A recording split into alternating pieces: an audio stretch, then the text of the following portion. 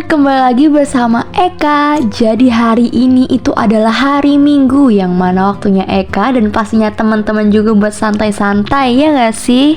Nah, jadi ini Eka mau mengawali hari dengan senam dulu nih teman-teman. Teman-teman juga jangan lupa olahraga ya. Hari Minggu itu emang rasanya berjalan cepet banget ya.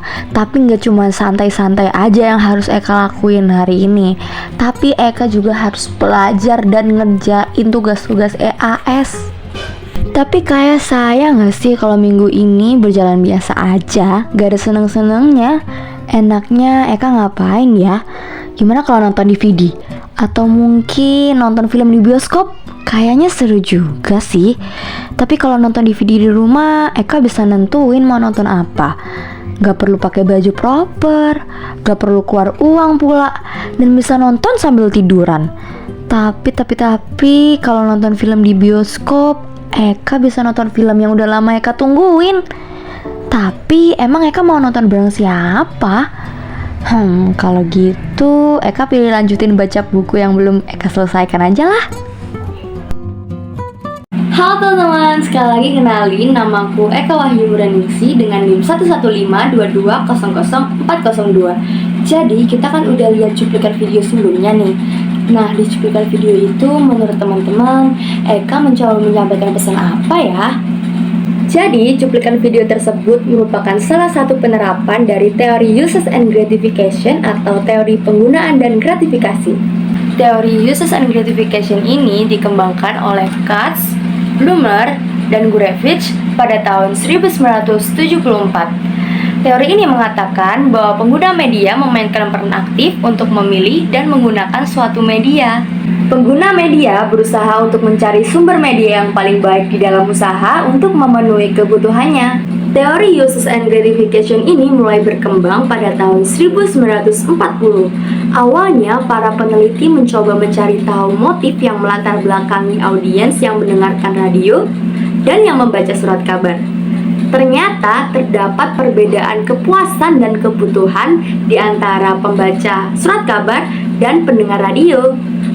Kemudian di tahun 1970 mulai diformulasikan dan dikembangkan kembali oleh Katz dan Blumer. Mereka memperkenalkan 4 fungsi utama media, yaitu hiburan, informasi, personal identity, dan integrasi sosial. Selanjutnya ada 5 asumsi dari teori uses and gratification. Kira-kira apa aja ya? Asumsi pertama, audiens bersifat aktif dan penggunaan media memiliki orientasi tujuan. Jadi maksudnya, audiens dapat membawa tingkat perbedaan aktivitas terhadap penggunaan media. Anggota audiens juga dikendalikan untuk meraih tujuan melalui media. Dennis McQuail dan kolega pada tahun 1972 mengidentifikasikan beberapa cara untuk mengklasifikasikan kebutuhan dan gratifikasi audiens. Yang pertama ada diversi atau diversion, yang didefinisikan sebagai pelarian dari rutinitas atau masalah keseharian. Yang kedua ada hubungan pribadi atau personal relationship, yang muncul ketika orang-orang menggunakan media sebagai substitusi teman. Yang ketiga ada identitas pribadi atau personal identity, atau cara-cara untuk memperkuat nilai-nilai individual. Kemudian yang terakhir ada pengawasan atau surveillance, atau informasi mengenai cara media akan membantu individu untuk mencapai sesuatu. Asumsi kedua, inisiatif dalam menghubungkan kebutuhan gratifikasi kepada pilihan medium yang spesifik bergantung pada anggota audiens. Audiens sebagai agen aktif yang mengambil inisiatif.